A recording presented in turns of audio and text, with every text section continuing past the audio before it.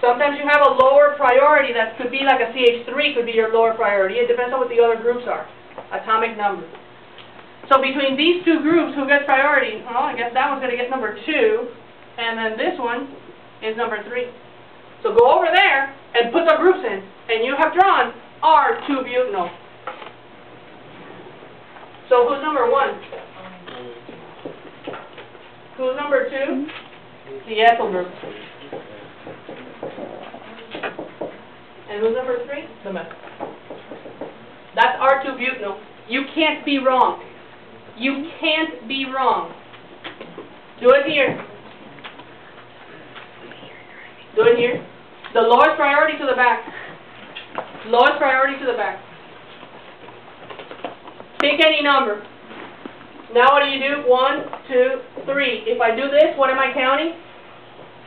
If I do this, what am I counting? R. How about if I did this? Is that still R? Complete the circle. 1, 2, 3. Yes? Okay. Throw in the numbers. You already assigned them. What's number 1? OH. Who was number 2? The ethyl. And who was number 3? The methyl. You can't be wrong. So if you need to do the S, what are you going to do? Do the same thing.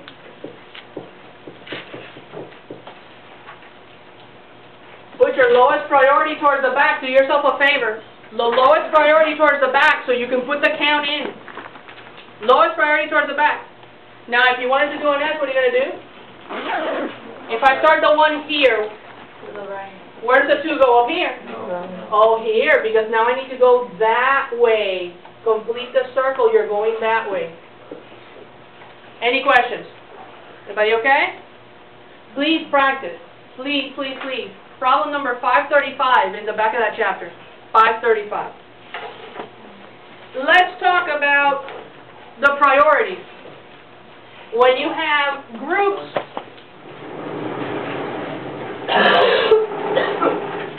where it's not obvious what the priorities are. The priorities in the Koning-Prelog system operate in layers. That means that when you run into the same group the first time that you analyze it, you have to look at the rest of the layers. Take, for example, the methyl and the ethyl that we've been doing. Suppose that you have the H, the OH, and here you have the same compound we've been working on.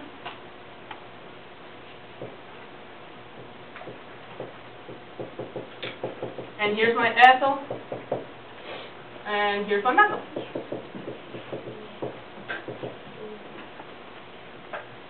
The assignment for the Koning-Prelog rules is in layers. It goes by atomic number. So once I decide that this is my chiral center, I am going to look at the groups that are attached to that chiral center.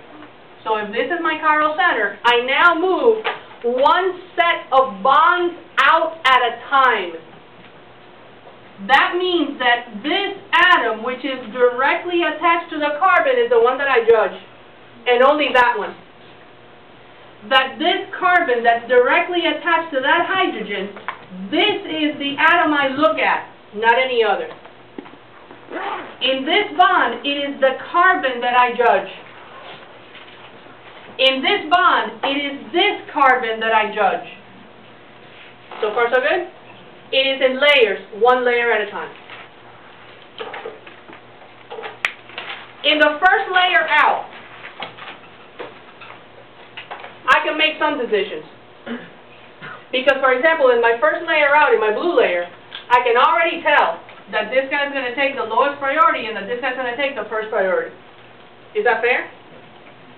But now, in the blue layer, I have two atoms that are the same. I can't make a decision at that level because they're the same. So now I look at one set of bonds out, one layer at a time. And for this, get different colors. This guy right here, the CH3,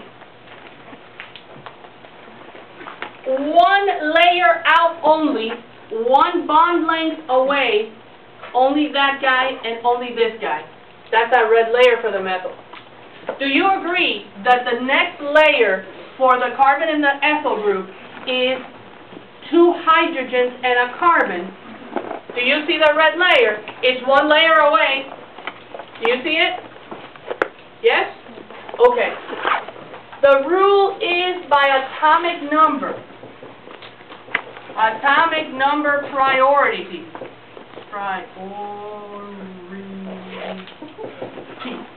Atomic number priority.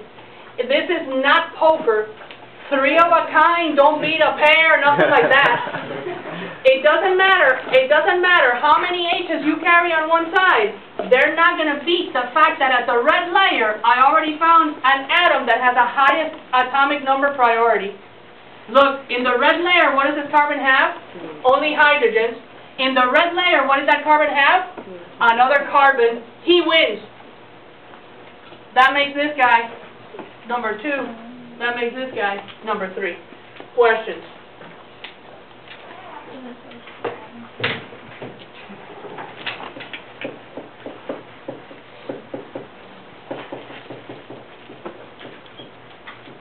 What happens when there's a double bond?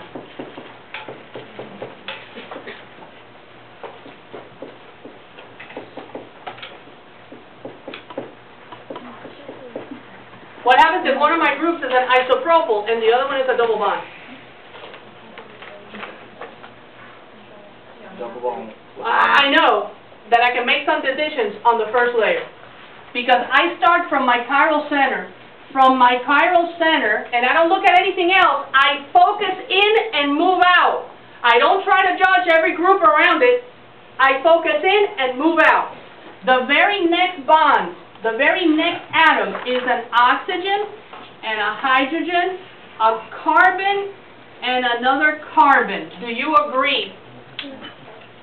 Right? Okay. So I can make some decisions right now. I can tell you right now, no matter what, that's going to be number 4 and that's going to be number 1. Is that right? Now I'm looking at a carbon and another carbon. Now I got to move out another layer. Is that right? Okay. So let's move out 1 layer in the isopropyl. What would the next layer in the isopropyl be? The bonds that are attached to that carbon in the first layer circled in blue. Do I agree with you? Yes? It is this carbon, that hydrogen, and this carbon that require consideration in the next layer. Do you agree? Okay. Here's something I haven't told you. The multiple bonds in the Canigel-Prelog rules count as multiple bonds to another atom. Of course they do. Why shouldn't they? It's a double bond to a carbon. So when you look at a double bond, what you're really saying is that that double bond doubles up the carbons for both of them. The double bond, it doubles up the carbons for both of them. Why not? Look, you have a double bond to a carbon, right? But I'm going to need another layer. So what should the 4th bond to this guy be? The other carbon is doubly bonded. It's fair. So the next layer out of a double bond is going to be, after you see this carbon here, the next layer is a carbon, and a hydrogen. Do you agree? Yeah. Picture the triple bond. What do you think is going to happen with the triple bond?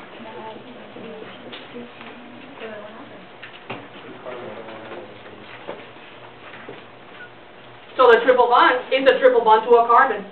And that layer would be 3 carbons. If you ever had to judge a triple bond.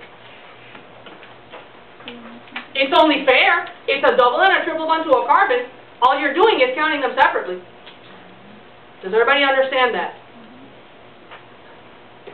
All right. What do you got in that 3rd red layer? A carbon, a hydrogen, and a carbon. And what's that? A carbon, a hydrogen, and a carbon. Oh, damn. It's still the same. Is that horrible or what? Oh man, it's still the same.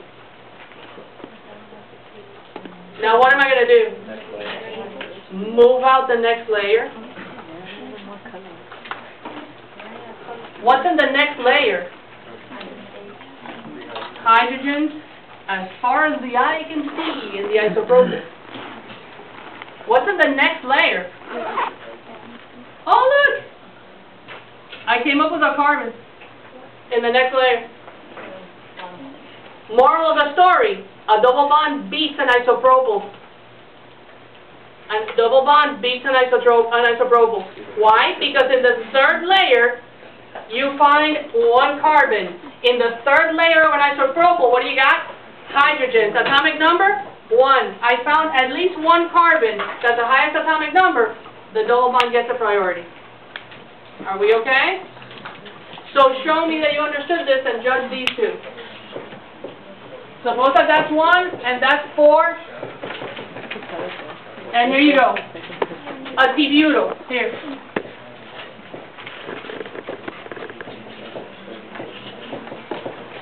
A T-butyl and a double bond. A T-butyl and a double bond.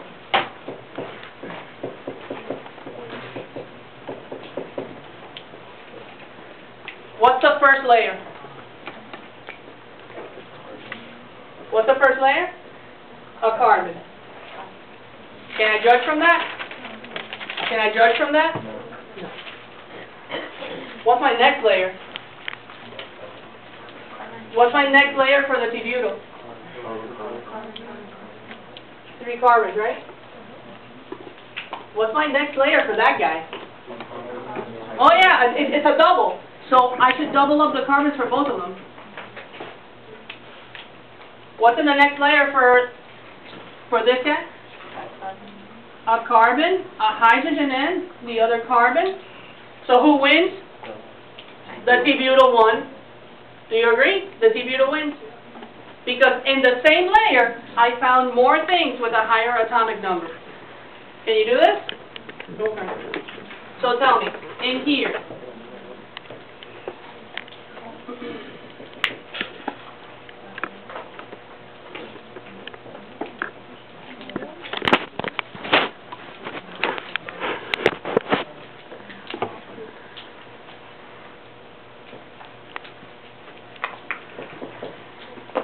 here's a compound I just made up. Where's the chiral carbon?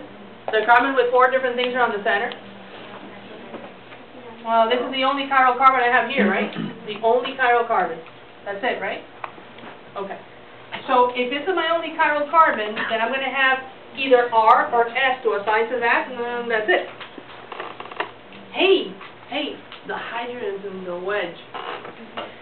The hydrogen's on the wedge. What am I going to do? Reverse. I'm going to take the count and reverse it. Yeah, what is the count? Oh, damn. Here we go. Crap. So carbon, carbon, and carbon. Oh my gosh. I already know that my lowest priority is going to be that hydrogen, right? Okay, fine.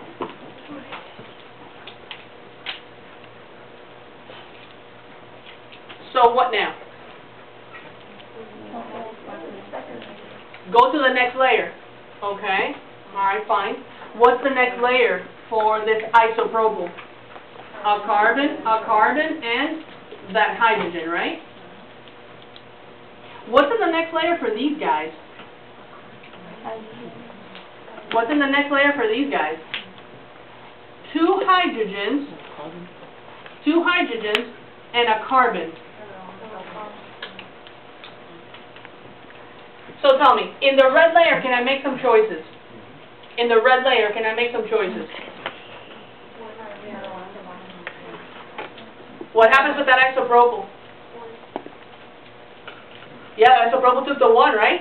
Why? Because I found carbons, and there's 2 of them, only 1 H, but in this red layer, I have H's and only 1 carbon. Is that correct? So, this guy wins. This guy took 1. Do we agree on that? 2 and 3. What do you think? 2 and 3. Yeah, I see that double bond up there. I bet you that when I go there, I'm going to find that there's doubled up carbons up there, isn't there? So I'm going to find more carbons up there than I'm going to find here. Isn't that right? So, if this is a 1, who takes a 2? And this guy? A 3. So, tell me, what is it? 1, 2, 3. What am I doing?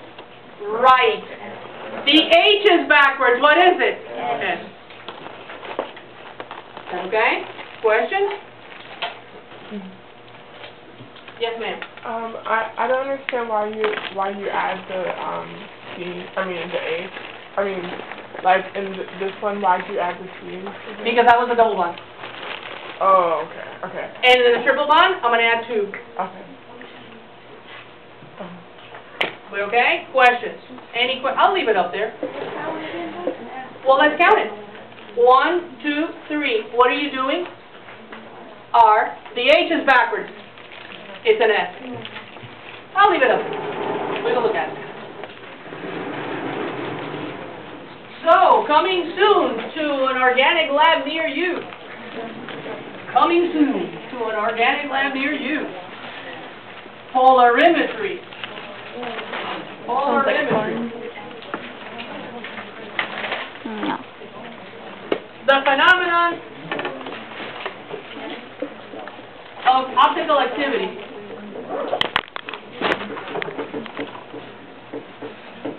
The phenomenon of optical activity. Now, for these drawings that I will now butcher, please refer to the beautiful drawings in your textbook.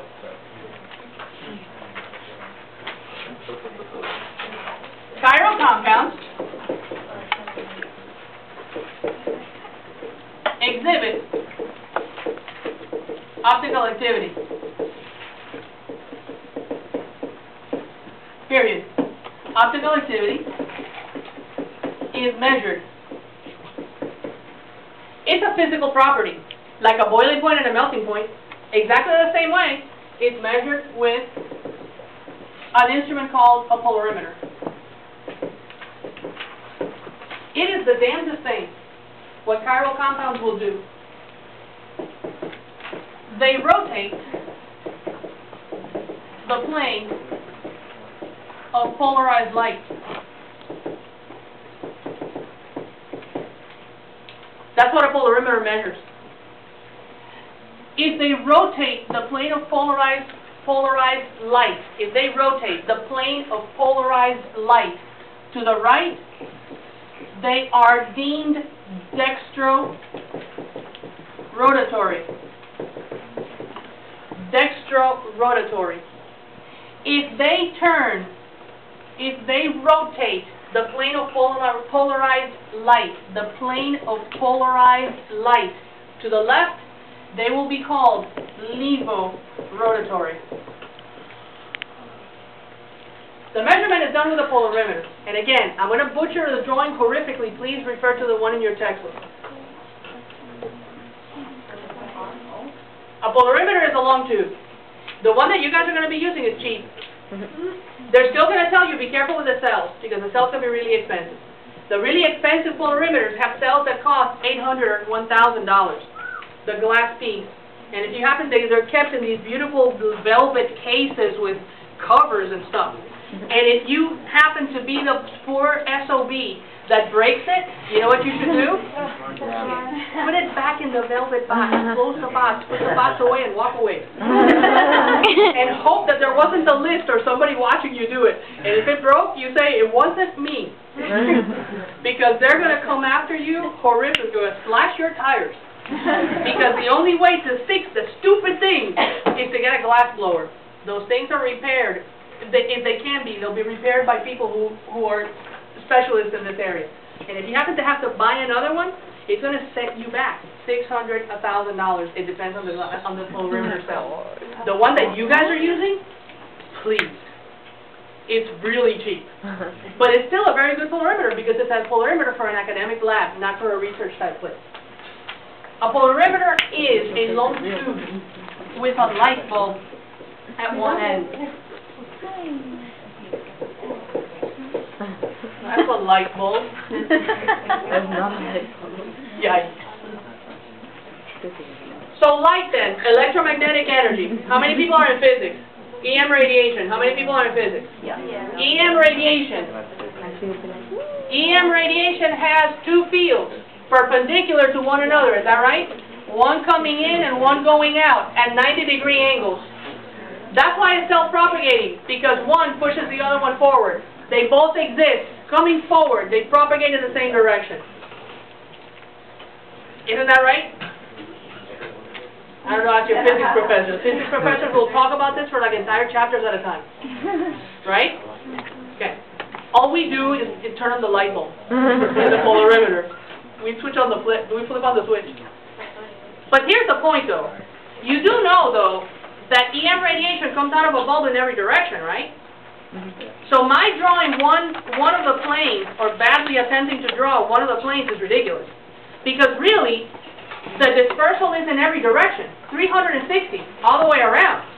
So in every direction, every possible angle, 360 degrees around from every viewpoint in view of a light bulb, you have, at 90 degrees, the magnetic and the electric fields coming at you. So here's what a polarimeter does. Along a long tube, it installs a filter. It installs a slit that only allows one plane to go through, whereas in the first part, you had 360 degrees in every direction, light coming at you from that unique light bulb. Inside of the tube, they're going to put a filter. They're going to plane polarize the light. They're going to make it so only one plane is coming through.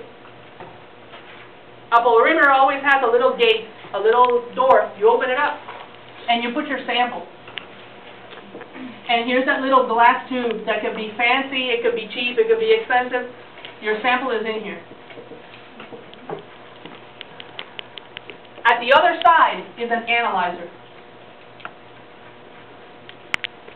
If there is any rotation, if you sent in that plane of polarized light in a certain rotation, if at the other end of the sample, when the light had encountered the sample and its interaction with the electromagnetic energy, the sample caused the plane of polarized light to rotate and deviate from the polarized filter, that compound possesses the property of optical activity. It was capable to rotate the plane of polarized light. Let's finish the story. A chiral compound can't do this. It is a property of chiral compounds. So if I stick a compound that possesses a plane of symmetry, or a compound that doesn't have any chiral centers, a compound that has symmetry to it, a compound who I can superimpose on his mirror image, like the fork, the rotation of the plane polarized light will be 0. It will not be able to rotate the plane of polarized light. Only the things that are chiral can do this. You would think that this is something fancy. Wow, I never heard of this. Actually, you have. It's all over the place. You've heard of dextrorotatory and levorotatory things. Yes, you have, because you remember that in your biology classes they talk about sugars and they talk about D and L and they talk about all that stuff. So you've heard about this. Yes, you have. Yes, you have. Any questions on this? Is that correct? Everybody fine? Okay. The next note has to be the biggest note that you guys have written so far in your notes. Ready? This has nothing to do with R and S. Please write that enormous sign. This has nothing to do with R and S. You know how R goes to the right? You know how R is a right-hand count? How S is a left-hand count? You know that, right? We did it, right? Okay. You see these two? That has nothing to do with R and S. You can have an R compound that's a minus. You can have an S compound that's a minus. Please write this note. You can have an R compound that's a plus. You can have an S compound that's a plus. So do not go and say, oh look, it's R, so it must be a plus. This has nothing to do with it. Now, is it connected in some crazy way? Well, yeah, it's not that crazy. I'm going to let you guys tell me. I'm going to let you guys tell me what the correct relationship is between R and S. Between plus and minus.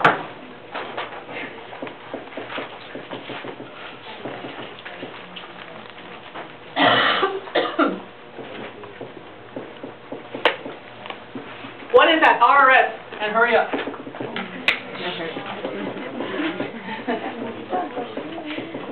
What is that? RS. R. Where do you have to be? Down here, right? Which one is this? 1, 2, 3. 1, 2, 3. 1, 2, 3. 1, 2, 3. 1, 2. I'm down here, right? Where am I? I'm down here, right? 1. I'm going next door for 2. 1, 2, 3. 1, 2, 3. 1, 2, 3. 1, 2, 3. 1, 2, 3. 1, 2, 3. What am I doing?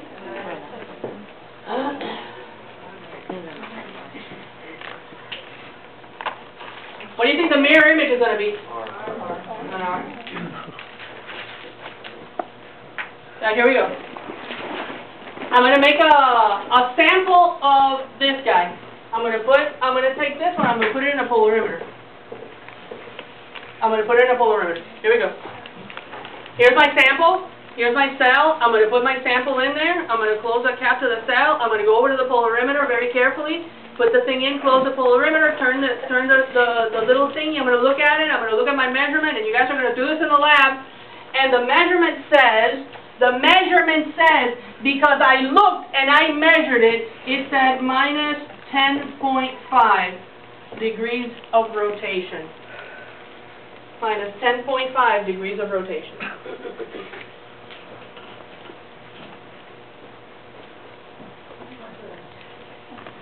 So tell me, did it turn out to be dextrorotatory or levorotatory? Oh, it turned out to be levo. Very good. What do you think the R is going to be? Absolutely, it's going to be dextrin. I'll give you one more. What's its optical activity? The optical rotation going to be? Plus 10.5 degrees. Because whatever reactivity there is of one of the enantiomers with the plane of polarized light, the other one's going to have exactly the opposite. If you measure an S and it is levo, the R is dextrin. What if it had been the other way around? What if I had found that this one was actually plus? What would you have told me about the other one? It was negative. Minus. Tell me, what do you think happens if I take my cells and I put in a 50-50 mixture of the R and the S?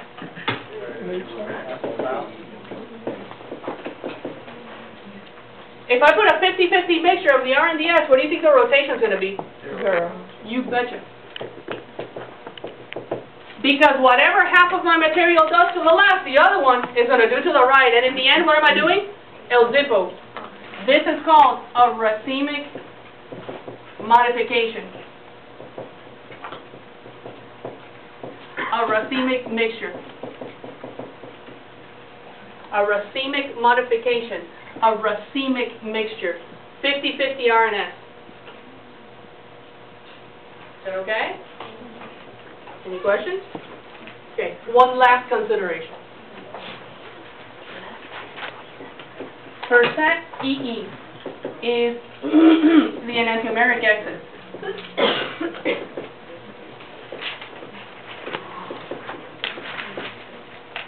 How good are you guys with pie charts? Pie charts is the only time we're going to need like a little bit of a calculator if you have to divide by 2. But we can do this, we can do this. How good are you guys with pie charts? Okay, here we go. So, percent EE means enantiomeric excess. It means how much more of one enantiomer I have over another in a mixture. If I have 50-50, what do I have? Zero rotation, but what's it called? A racemic mixture. If I have 50-50, I have a racemic mixture, right? If I have pure S, I'm going to get the rotation typical for that pure S. If I have pure R, I'm going to have the typical rotation for that pure R. We're clear on those 3 things. But you know,